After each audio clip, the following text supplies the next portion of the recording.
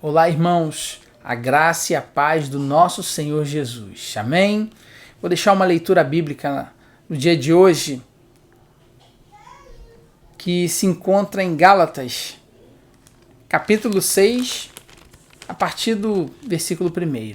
Diz assim: Irmãos, se alguém for surpreendido em algum pecado, vocês que são espirituais deverão restaurá-lo com mansidão. Cuide-se, porém, cada um, para que também não seja tentado. Levem os fardos pesados uns dos outros e assim cumpram a lei de Cristo. Se alguém se considera alguma coisa, não sendo nada, engana-se a si mesmo.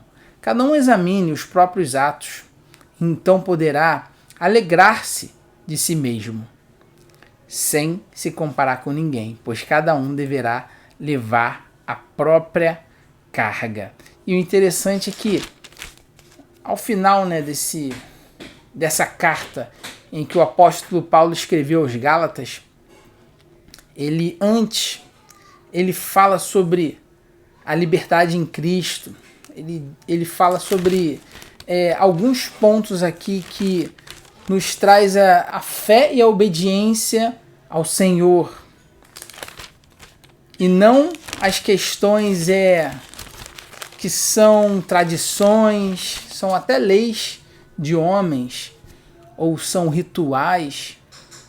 Mas o fechamento desse capítulo, ele diz para cristãos maduros. Ele já faz aqui uma instrução para cristãos maduros. Ele diz assim: olha, se você vê o seu irmão cair em algum pecado, você vai lá, você que é espiritual, vai lá, restaure-o com mansidão, com calma, com paciência.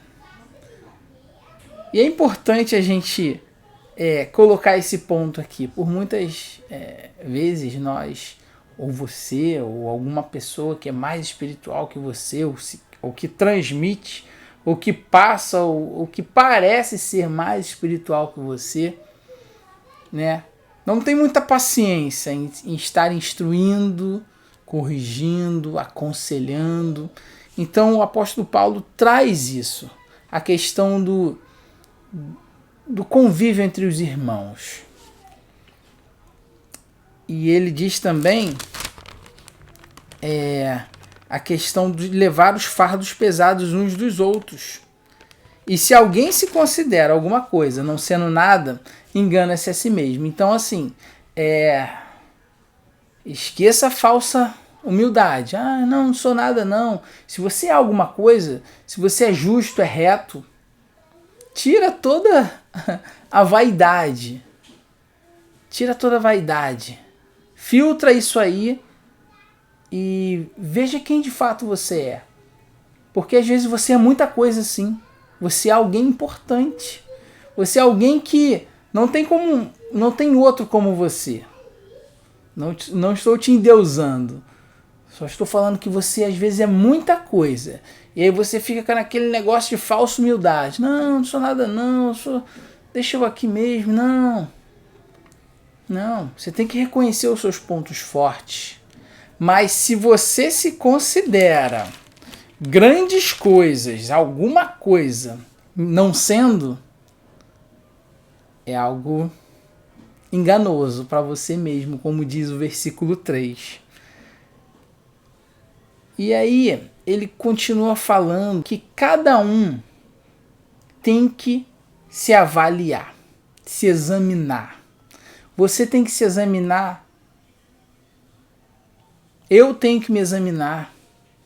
Porque quando isso funciona, a questão do autoexame, da autoanálise, sabe? Quando a gente olha para os nossos erros, para as nossas limitações e os nossos acertos também, a gente começa a se enxergar melhor. E enxergar o outro. O que a gente pode fazer pelo outro? O que eu não devo falar do outro? Porque às vezes nós só enxergamos os nossos pontos positivos. E esquecemos que o outro, às vezes, tem até mais pontos positivos do que nós. E nós pegamos aquele aquela miudeza, que é o ponto negativo do outro, e começamos a falar querendo ensinar, querendo falar alguma coisa. Então ele diz isso, esse autoexame, essa autoanálise é importantíssima para mim, para você, no convívio cristão. Claro que quando ele fala de estarmos unidos, ajudando uns aos outros, ele diz sobre a família da fé. Quando estamos aliançados com o Senhor vai nos acrescentando pessoas para que possamos interagir, ajudar, sermos ajudados. Por quê? Porque no capítulo 5 ele fala sobre a liberdade em Cristo. Ele fala assim, foi para a liberdade que Cristo nos libertou. Portanto, permaneçam firmes e não se deixem submeter novamente a um jugo de escravidão. Então, às vezes, você que se converteu, por exemplo, você tinha alguma questão que te prendia, talvez um vício, talvez algo, bebida, cigarro, pornografia, eu não sei o que, mas algo que te prendia, e que o Senhor Jesus entrou na sua vida e te libertou. E você tem que ficar muito atento, porque você não pode estar aliançado a um jugo de escravidão. Escravidão com o quê? Com pecado.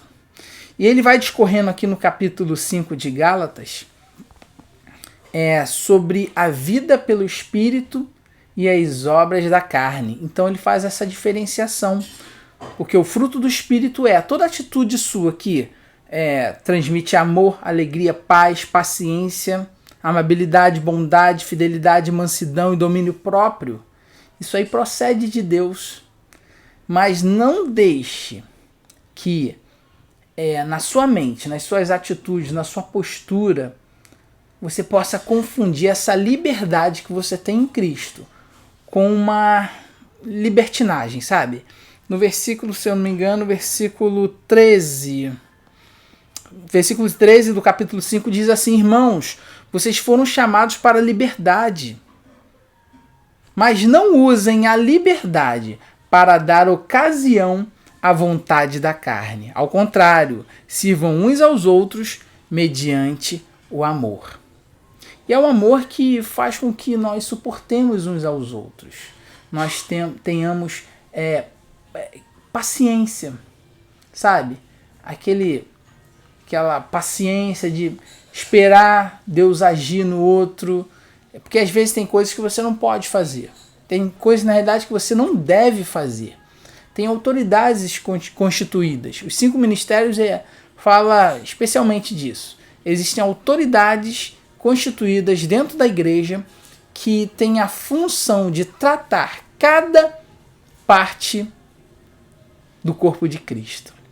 Sendo que o cabeça é Cristo, somente Ele. Então que possamos todos, como igreja do Senhor, estarmos aliançados, nos examinarmos para sabermos que temos que melhorar, mas que nós não podemos fazer sem o Espírito Santo. Então que o Espírito Santo possa te iluminar, te instruir, te exortar, te fazer entender que por mais que você seja alguma coisa, saiba que Cristo que vai operar através do Espírito Santo em nós e através de nós. Amém, Igreja do Senhor?